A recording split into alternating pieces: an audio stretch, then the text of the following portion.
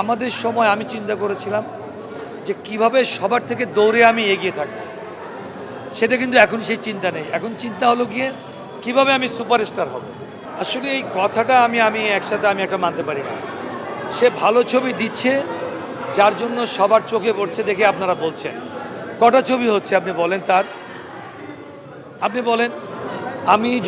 আমরা যখন ছবি রিলিজ হতো, আমাদের ছবি একসাথে হলে 8টা 9টা একটি সপ্তাহে রিলিজ পেত। ঈদের সময় 13টা 14টা মুভি বন্ধু রিলিজ হয়েছে। তো এই যে কথাগুলি আসলে আমরা বলি, এই কথাগুলি আসলে সঠিক না। আপনি দেখবেন তার হয়তোবা কিছু উৎসবে, মানে আপনি কিছু ফেস্টিভ্যালে বা কিছু যেটি আমরা বলি ঈদ, তখন দেখা যায় কি তার দু একটা ছবি রিলিজ হয়, দেখে আমরা বলি যে তার ছবি আছে। অন্য অন্য হিরোদের ছবিও আছে, নেই যে তা না। আমার কথা হলো কি যে এটা কম্পিটিশনের জায়গা।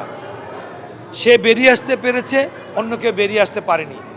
আমার কথা হলো কি যে আমাদের সময় আমি চিন্তা করেছিলাম যে কিভাবে সবার থেকে দৌড়ে আমি এগিয়ে থাকব, সেটা কিন্তু এখন সেই চিন্তা নেই। এখন চিন্তা হলো গিয়ে কিভাবে আমি সুপারস্টার হব। একটা ছেলে এত কষ্ট করে যদি এই জায়গায় আসে, তার পরিশ্রমের তো আপনি মূল্যায়ন করবেন। আমি সেটাই সবসময় বলেছি, কারণ আমি দেখেছি তাকে, তার শুরুটা দেখেছি, তার এখন বর্তমান সময় আমি দেখছি তার যে কষ্ট, যে পরিশ্রম, যে মেধা দিয়ে কিন্তু সেখানে আসছে। কিন্তু মানুষ কিন্তু এটা উল্টা ভাবে নেয়। কিছু কিছু যারা আছেন, আপনারা যারা আছেন, যারা এই বিশেষ করে আমি বলবো যে সাংবাদিকতায় আছেন, বা টিভি চ্যানেল বলেন বা ইউটিউব বলেন, ফেসবুক বলেন, যাই বলেন না কেন, আপনারা কথা কেটে কোনো সময় দিয়েন না। পুরো কথাটা আসলে রাখার চেষ্টা করবেন এবং ওটাকে প্রচার করেন। কারণ আমি সত্য বলতে ভালোবাসি এবং সবসময় সত্যর পিছনে ছিলাম। সেটি যেই হোক, সেটি আপনি পলিটিক্স বলেন, ফিল্ম ইন্ডাস্ট্রি বলেন, সব কিছু বলেন। আমি আমার একটি জায়গা নিয়ে আমি এখনও আছি। আমি প্রয়োজনে আমি বলেছি, আমি কিন্তু অনেকগুলো কাজ করি, অনেকগুলো সেক্টরে। আমি কিন্তু কখনো এগুলো বলি না, কারণ এগুলো বলার বিষয় না। আপনার উপকার করব, আমি সেটা বলে বেড়াবো, এটা কিন্তু একটা ব্যবসা, আপনি দেখবেন।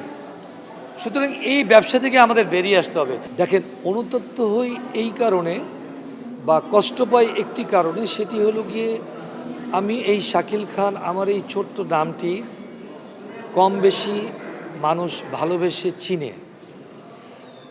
সেই চেনার মাধ্যমটা হলো কি ফিল্ম ইন্ডাস্ট্রি। তো সুতরাং এখান থেকে আসলে যেহেতু কষ্ট তো স্বাভাবিক আকারে, দেখেন মানুষ যে সঠিক সিদ্ধান্ত, দেখেন সঠিক সিদ্ধান্ত ওই সময় ছিল, দ্যাট টাইম। পরবর্তী সময় যখন চিন্তা করলাম যে না, আমাকে আরও আন্দোলন করা উচিত ছিল, আমরা আরও মাঠে নামা উচিত ছিল, এটাকে আরও কামব্যাক করে ভালো জায়গায় নিয়ে আসার জন্য, সেটি পরে আমি রিয়েলাইজ করি এবং এখনও সেটা চিন্তা করি যে আসলে বেরিয়ে আসা উচিত হয়নি। কারণ এই অশ্লীল কিছু কিছু মানুষ তো আসলে মানুষ নেগেটিভ চিন্তা করে, সেই নেগেটিভ দিকে আমাদের থাকলে হবে না, আমাদের সবসময় পজিটিভ সাইনে থাকতে হবে। এবং যদি পজিটিভ সাইনে থেকে যদি আমরা আন্দোলন করতে পারতাম, আমি বিশ্বাস করি ইনশাল্লাহ আমরা সেই জায়গা থেকে বেরিয়ে এসে আরও সুন্দর জায়গা আরও পেতাম ইনশাল্লাহ। অবশ্যই দেখা যাবে। দেখেন, ফিল্মের কোনো শেষ নেই। জীবনের শেষ কোনটা আপনি আমি কেউ জানি না। জীবনের শেষ হবে মানুষের মৃত্যুতে। সুতরাং আমি যদি বলি এটাই আমার শেষ কথা, এটা আমি আসলে বলতে পারবো না। একমাত্র গড নোজ, আল্লাহ পাক ছাড়া কেউ জানেন না।